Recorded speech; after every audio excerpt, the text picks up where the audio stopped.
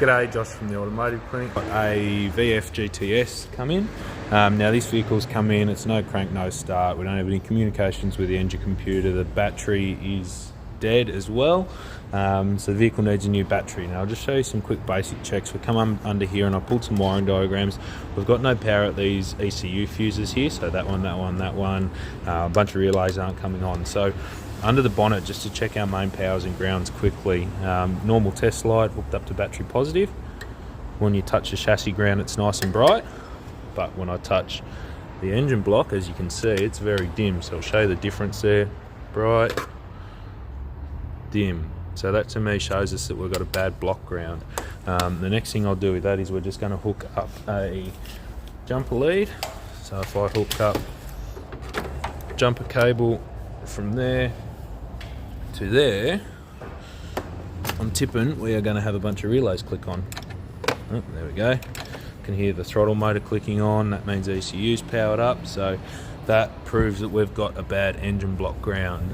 We've also got a bad battery, so we're going to fit a new battery to it, find this block ground and fix that up, and we'll go from there. Alright, so our VF is all good to go. What we found is a bad ground cable.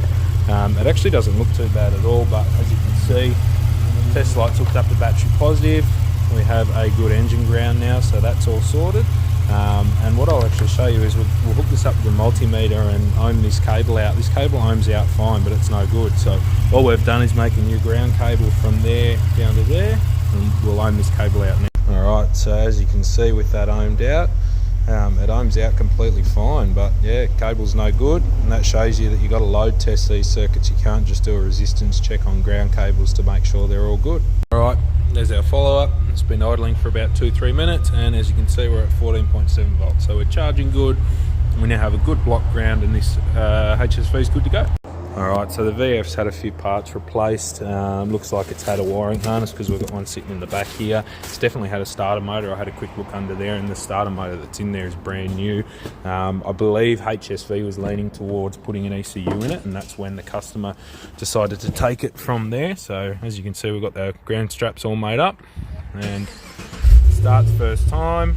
We've got no faults left. It is due for a service, but everything's all good.